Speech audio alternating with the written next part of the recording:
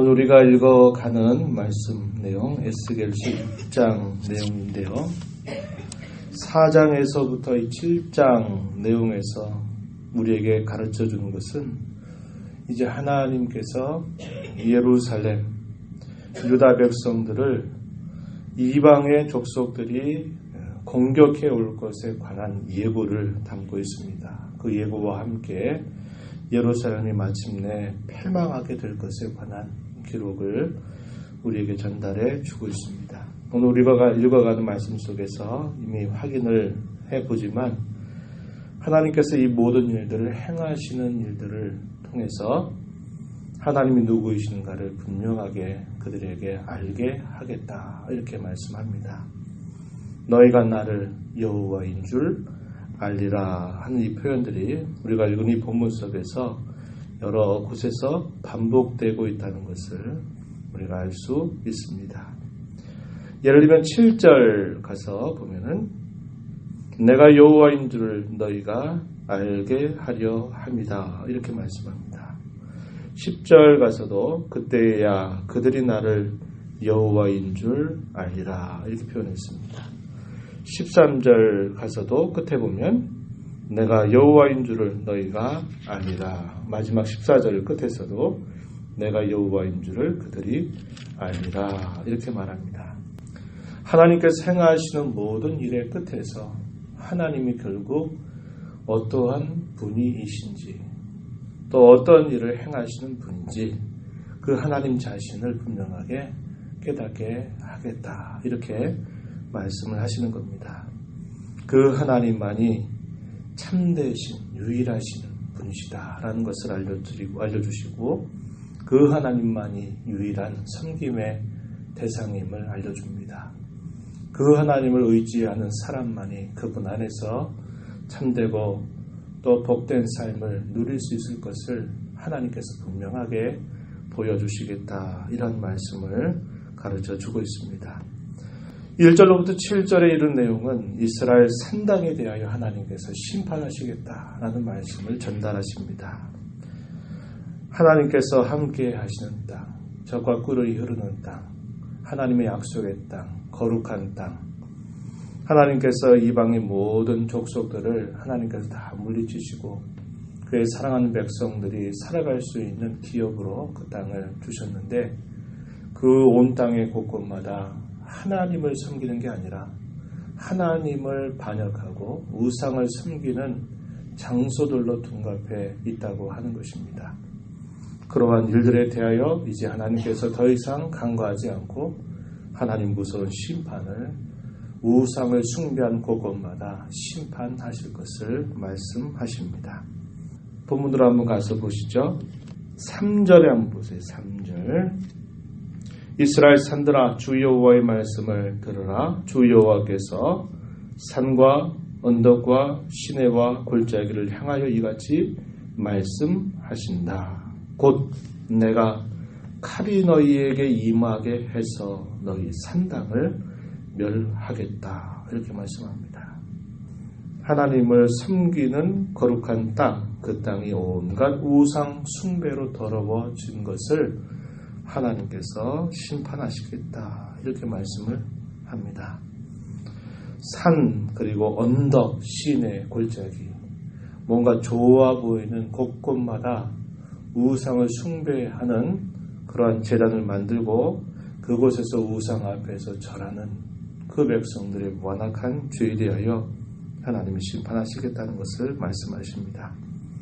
우리가 역사를 쭉 살펴보는데요. 이 이스라엘 족속들이 끊임없이 빠졌던 그 죄가 산당 제사를 금하지 못했다는 겁니다. 어떠한 유다의 왕, 이스라엘 왕들도 이 산당 제사를 온전히 제거하는 일들을 제대로 감당하지 못했고 얼마나 뿌리 깊게 이것이 스며 있었던가 하는 것을 우리는 이스라엘 역사를 통해서 살펴볼 수 있습니다. 그만큼 이스라엘 백성을 끊임없이 괴롭혀서 그들로 하여금 결국 하나님 앞에 징계를 받게 했던 이 요인들이 이제 유다의 말기에 접어드니까 이것이 아주 극심한 상태로 아주 누룩처럼 번져 있는 그런 상황이었음을 우리가 볼 수 있는 것이죠. 그곳을 향하여 하나님께서 심판하실 것을 말씀합니다. 4절 말씀을 보면 제단을 다 황폐하게 만들어 버리겠다. 분향 제단들을 다 깨뜨려 버리실 것이다. 이렇게 말씀을 합니다. 그리고 그 우상을 숭배하는 모든 우상 숭배자들은 우상 앞에 다 엎드러지게 할 것이다. 이렇게 말씀을 하십니다. 5절에서도 보면요. 시체를 그 우상 앞에 둘 것이고 해골을 제단 사방에 다 흩어버리는 일이 있게 될 것이다. 이렇게 말씀하고 있습니다. 우상을 심판하시는 일뿐만 아니라 우상을 섬기기 위해서 곳곳마다 만들어둔 제단들을 다 부셔버릴 것이고 궁극적으로는 그 우상을 숭배하는 모든 자들을 다 하나님이 엎드려 버리실 것이다. 라고 이렇게 말씀을 하고 있습니다. 우상을 숭배하는 그들이 거주하는 모든 성읍을 사막처럼 만들어 버리겠다. 산당들을 다 황폐하게 만들어 버리겠다. 하나님께서 이렇게 경고하십니다. 6절 말씀에 이렇게 말하죠. 내가 너희가 거주하는 모든 성읍이 사막이 되게 하겠다. 산당을 황폐하게 하겠다. 이렇게 말씀하시는 겁니다. 하나님은 심판을 통해서 이러한 모든 악을 제거하실 것을 말씀하시는데 그 악을 싫어하고 제거하시는 분이 바로 그들의 하나님 여호와이신 줄을 알게 하시겠다. 이렇게 말씀하고 있습니다. 우리가 읽었던 7절 말씀에서 그렇게 말하는 거죠. 너희가 죽임을 당하여 엎드러지게 하여 내가 여호와인 줄을 너희가 알게 하려 합니다. 너무 늦은 것입니다. 그때가 되면 늦은 거예요. 하나님의 심판이 다 벌어지고 난 다음에 우리가 왜 그랬을까?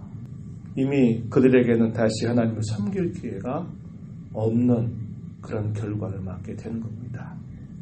회개할 기회 없이 하나님 앞에 돌아설 기회 없이 그 하나님의 무서운 심판 앞에 우리가 잘못된 길을 이렇게 걸어왔구나 하면서 죽게 될 것을 우리는 알 수 있는 것이죠. 8절로부터 10절 내용에서는 하나님께서 베푸실 긍휼을 말씀하고 있는데요. 이방 백성들이 살아남은 자, 바벨론의 군사의 침략을 받아서 많은 유다 백성들이 결국 심판을 받게 될 것인데 그 심판 가운데서 죽임을 당할 것인데 그 죽임 가운데서 살아남은 자들 포로로 끌려가죠. 포로로 끌려가고 있는 사람들 중에 소위 남은 자, 구약의 말기에 가면 남은 자 사상이라고 하는 것이 등장하는데요. 이 남은 자는 하나님이 누구이신가를 알고 회개하고 하나님을 붙잡고 하나님을 신뢰하는 사람, 이 사람은 남은 자라고 말합니다. 이러한 하나님의 심판 가운데서 살아남은 자들, 포로로 끌려간 백성들 중에서 이제 포로로 끌려가고 난 다음에야 그때 하나님께서 선지자를 통해서 하셨던 그 말씀이 그대로 우리에게 임했구나, 이러한 일을 우리가 맡게 되었구나 하는 것을 그들이 깨닫게 되면서 자신들의 모든 죄악에 대하여 슬퍼하고 한탄하고 회개하는 그런 일들이 있게 될 것을 말씀하십니다. 8절 말씀해 보세요. 너희가 여러 나라에 흩어질 때에 포로로 끌려갈 것을 말하는 겁니다. 내가 너희 중에서 칼을 피하여 이방인들 중에 살아남은 자가 있게 할 것이다. 9절에 너희 중에서 살아남은 자가 사로잡혀 이방인들 중에 있어서 나를 기억하되 그들이 음란한 마음으로 나를 떠나고 음란한 눈으로 우상을 섬겨 나를 근심하게 한 것을 기억하고 스스로 한탄할 것이다. 징계를 받고 나서야 하나님의 무서운 심판 경고가 응하고 나서야 그걸 보면서 하나님, 저희가 잘못했습니다.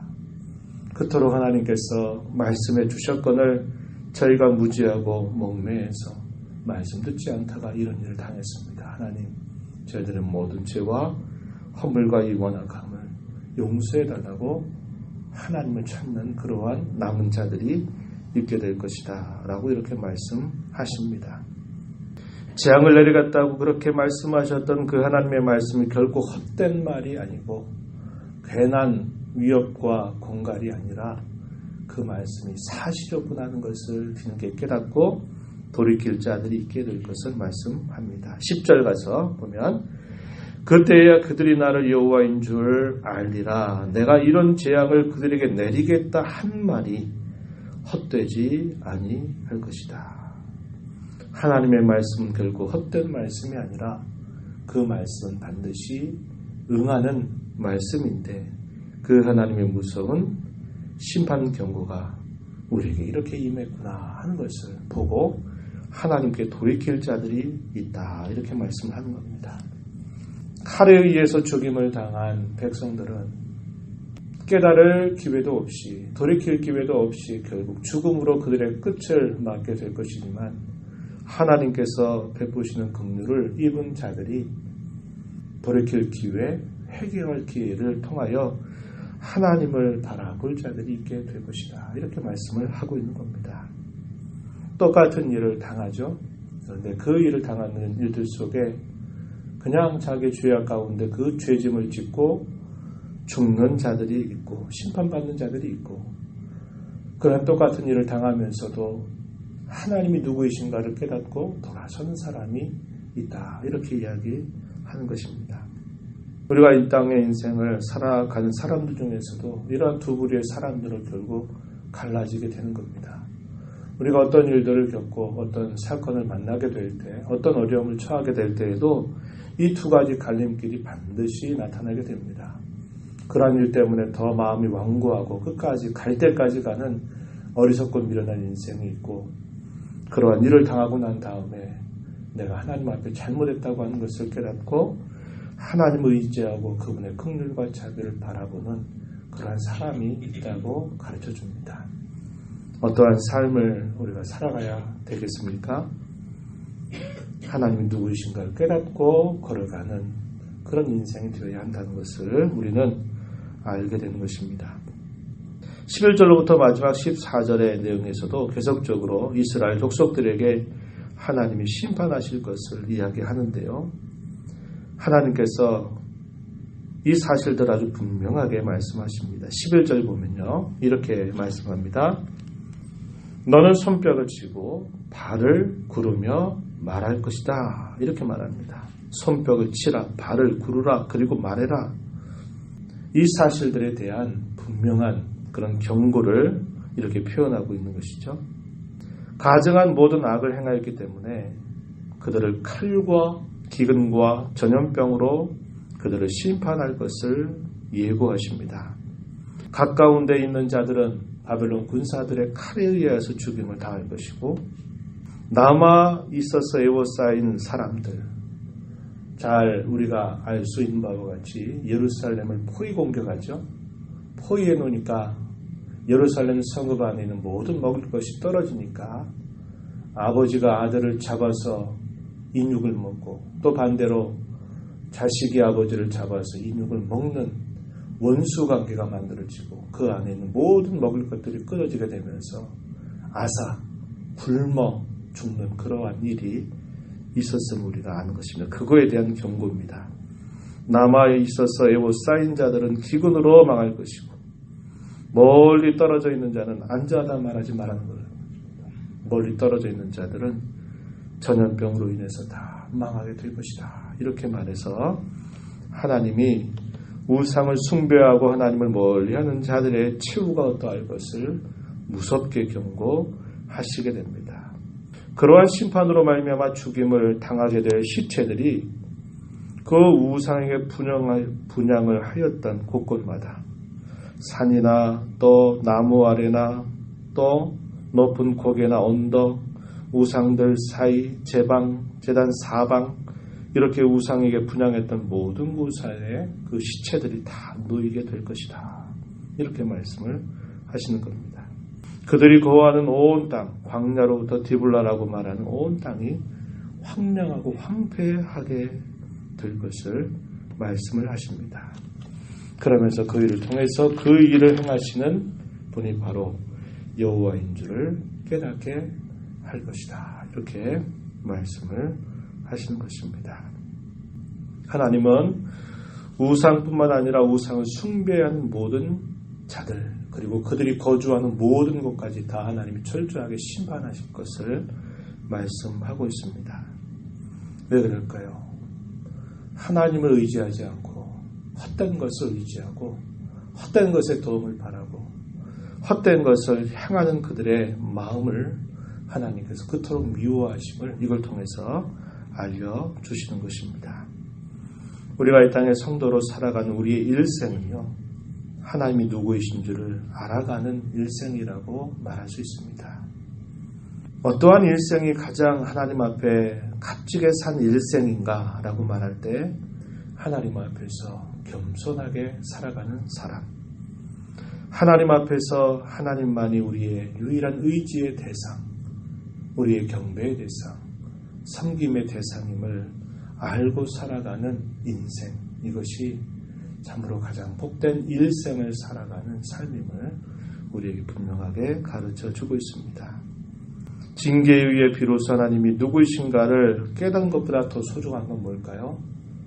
우리의 일상 속에서 늘 하나님만이 우리의 참되신 하나님이신 줄 알고 하나님을 의지하고 하나님께 모든 걸 묻고 맡기고 하나님만을 섬기는 자세를 가지고 살아가는 삶, 이것이 가장 복된 삶입니다. 이런 복된 삶을 잘 살아가는 저와 여러분 모두가 되기를 진심으로 바랍니다.